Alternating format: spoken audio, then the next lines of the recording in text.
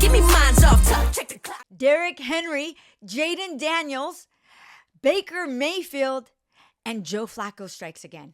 And who's left standing at 4-0 right now? It's the Chiefs and, of course, the Vikings. Week 4 is in the books, and we're going to talk about it. But we've got to start out with last night's game. What a performance. The Ravens in their black uniforms were on fire, and they beat a good team. They beat one of the best quarterbacks in the NFL, Josh Allen, and the Buffalo Bills. That was going to be a good game, but I don't think anybody saw that score as what it was. Like, I don't think people realized that they were going to come on that strong. I think many people thought it was going to be a closer game, but hey, that first touch set the stage, and Derrick Henry, 87 yards, and he never looked back. And Baltimore has a lot to be excited about. And let's talk about that. When I saw Derrick Henry run last night, it reminded me of this guy who was on the Carolina Panthers by the name of Christian McCaffrey. And he was a great running back. Everybody knew he was great, but he just didn't have the same opportunities with that team, with the other players, with the head coaches. He just could never get those wins, but you knew he was like a great running back. And then the 49ers go after him and they draft him. And now Christian McCaffrey is one of the best running backs in the league, and the stats to prove it, right? He's hurt right now, but other than that, like as of last year, he was the best running back in the NFL, went to the Super Bowl. Didn't win the Super Bowl, but he went. It was his first time ever. Why am I bringing that up? Because it reminds me of Derrick Henry right now. Like Derrick Henry, everybody knew he was a great running back with the Tennessee Titans. We all knew that. But again, just the players around, the coaching staff, whatever that was, he could never get those wins. He could never get to the Super Bowl, right? But now, with Lamar Jackson and Harbaugh, who's been to the Super Bowl, you have an MVP. Now you have these pieces in place. Likely his fullback, by the way, reminds me of Kyle Juszczyk. I'm seeing a lot of similarities between the Niners last year and the Ravens this year. I'm just saying. And can the Ravens beat the Kansas City Chiefs? And can they get to the Super Bowl this year with Derrick Henry? I think so. I think it's possible. The key word here, though, is going to be consistency, right? Consistency. Can they pull these wins out game after game? And can you do it when it counts in the postseason? Because no matter what Kansas City does or who's hurt, Andy Reid has that team ready to win games. And I say this a lot. I talk about well-coached teams, and I keep saying it. To me, the Kansas City Chiefs have the best well-coached team, have the best coaches in the league, not just with Andy Reid, but Spagnuolo. I always forget his name. Spagnuolo, something like that. Steve, defensive coach. One of the best. And he's been there 5 years. I keep talking about that too. Like, you have all these coaches and offensive coordinators and defensive coordinators. They go here to here, like they're here 2 years and they're gone. But Andy Reid and his defensive coach have been there together at least 5 years and have rings, not rings. So I think it's an exciting time for the Baltimore Ravens. And I'm getting that, Raven 49er kind of vibe, if that makes sense. Let's talk about a little bit about, the Eagles. the Eagles and the Jets. So you've got like the Commanders and the Ravens who are just coming on strong, and their fans have so much to be excited about. And then you have the New York Jets and the Philadelphia Eagles, which are kind of on the opposite end of that, right? They're going through it. And I think both teams have something in common, and that is the quarterback versus the coach. And the quarterback for the Jets is Aaron Rodgers, and the coach is Robert Saleh. And they just don't seem to be on the same page. They just don't. Now, Robert Saleh, he was a defensive coordinator for the 49ers, did some really great things over there. Then he got the opportunity to be a head coach. And I always talk about that. I won't get into it right now, but it's just the grass isn't always greener, right? And I get it. You want to have your own team. Well, now you have it. I think he's been with the Jets 4 years now, and you had Aaron Rodgers last year who couldn't play. You've gone through Zach Wilson. You've gone through I think his name's White. You've gone through some quarterback. I get it. It hasn't been easy in New York. But when you have Aaron Rodgers as your quarterback, you know you have more than just a player. Aaron Rodgers is kind of like your LeBron, right? And what I mean by that is like LeBron, I didn't mean to like switch up sports, but when you get LeBron on your team, you know, I'm just calling it how I see it. You have a coach.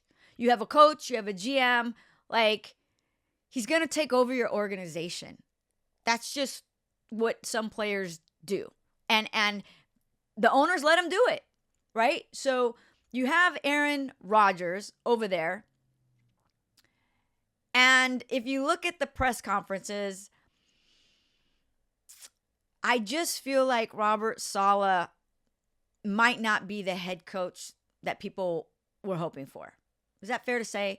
Meaning, like, you don't have the locker room. I don't think he has the locker room. He's made a lot of questionable calls. And it seems to me that Aaron's not a fan. And even just this morning, I saw some video of, Robert Saleh questioning. So there was a lot of penalties. By the way, Aaron Rodgers didn't even score a touchdown yesterday. Like, that's not normal, okay? Whether or not he didn't score a touchdown. They had 3 field goals.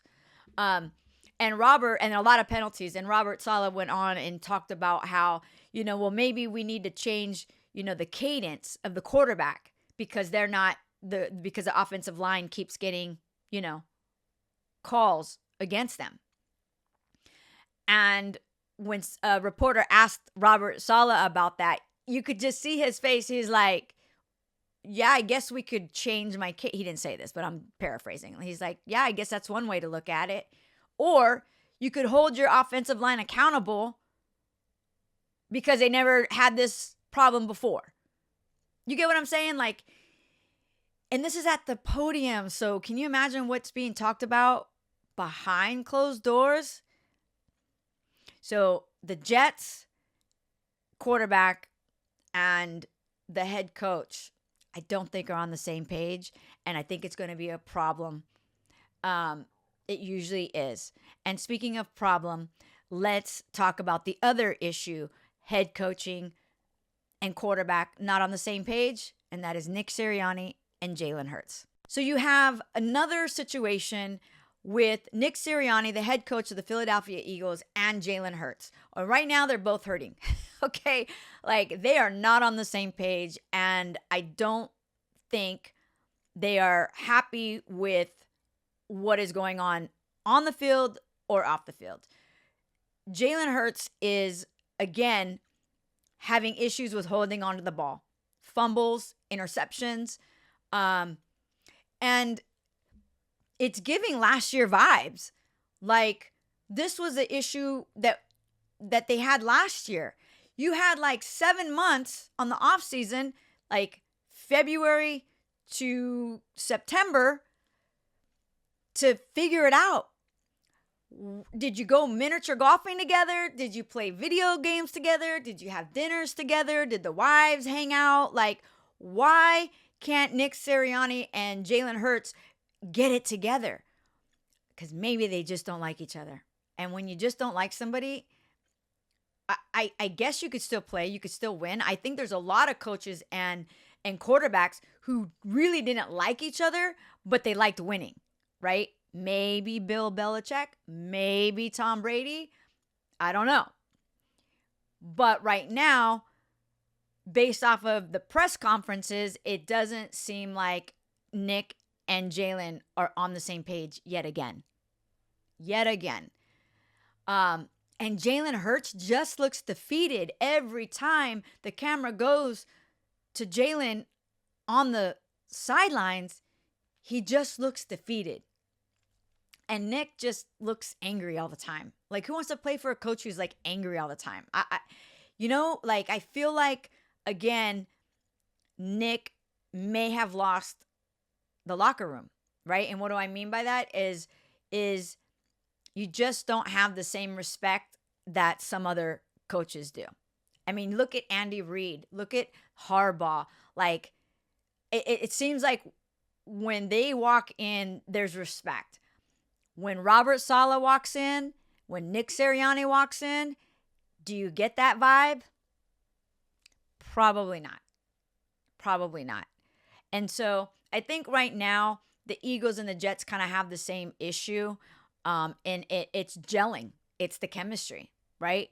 So still a lot of game to be played. Still time. 2-2. I mean, this is not over by any means, but it's definitely something that you'll want to keep your eye on and that we'll watch for. Speaking of keep your eye on, another coach who I think may have lost the locker room is Doug Peterson with the Jacksonville Jaguars. He could be the first to go. And the reason why he could be the first to go is because they haven't won one game yet this year. Not one. In fact, you just paid your quarterback $275 million back in June, I think. Like literally a few months ago. And you haven't won a game. So are we going to get rid of the guy we just paid $275 million to? Or are we going to look at the coach? And I think we're going to look at the coach. He could be the first to go. It's interesting to me, though. You know, you just paid $275 million and you're not getting not even one win. Joe Burrow, who got paid before Trevor for the same amount, I believe, $275 million, is 1-3. Barely pulled out a win yesterday. I mean, are we paying these guys too much, too quick? Before they're really, really proven? I don't know. I've said it before. I'm like, okay, I know I'm not an owner of a team, but if I was an owner of a team, can I just give you like, I don't know, $100 million and then incentivize you? Like, I'll give you another $10 million if you get to the wild card. I'll give you another $10 million if you get to the playoffs. And I'll round it up to, I don't know, $50 million if you win the Super Bowl. Like, there's got to be a way to put 275 together where I don't feel like as an owner that I'm not going to get my money's worth. I don't know. I'm just saying. I don't know the math. You get what I'm saying. I'm just saying, like, but I get it. They put their bodies on the line, the whole thing, right? But $275 million just a few months ago with no wins. Yeah, that's going to be interesting. A lot going on in week 4. Still a lot of games to be played. I think those are the top things to talk about.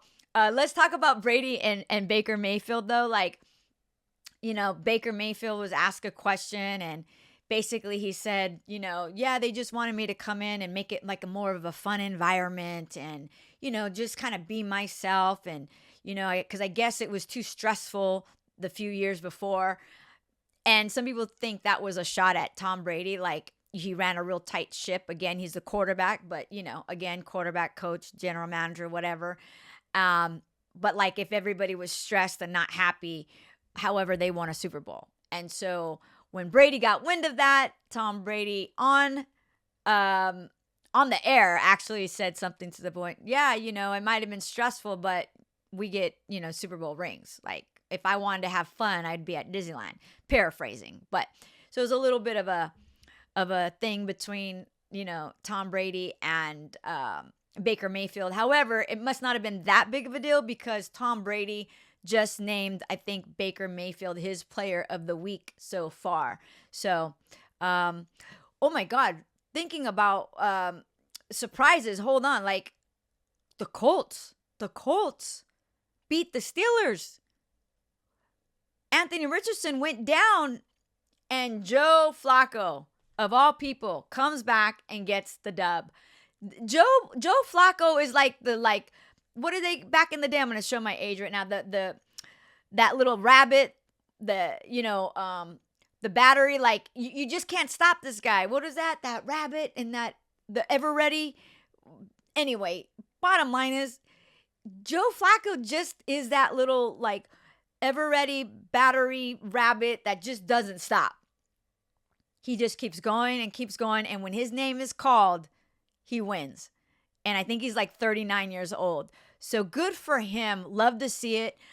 We didn't talk about the Thursday night game, Dallas over the Giants, which was a must-win game. I think Dallas is, 2-2, and looking at the Commanders like, oh boy, like we never had to worry about the Commanders. Like that was really not a worry. The Eagles were a worry. Now they're a worry.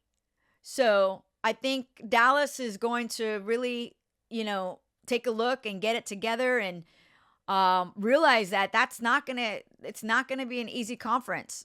And not that it ever is, but now you've got Jaden Daniels over there and McLaren and Dan Quinn, who you used to have on your team.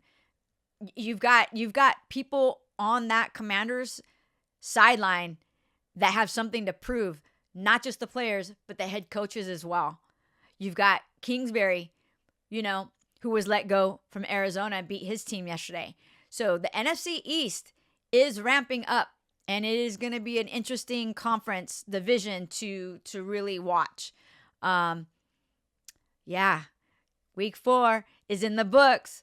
The Chiefs, talk about this, a little bit of the injuries. Sadly, it looks like Rashid Rice will be out for the season. The Chiefs have their injuries as well as the Niners. The Chiefs, Pacheco, their running back, Hollywood Brown, wide receiver, and now Rice, their other wide receiver, out. But next man up, right? Speaking of next man up, the Niners got Trent Williams back. We got Debo back. They got Brock Purdy and George Kittle easily taking care of the Patriots yesterday. So some good things are happening around the NFL for some teams, and for some teams like the Jacksonville Jaguars, who still haven't won a game, are struggling.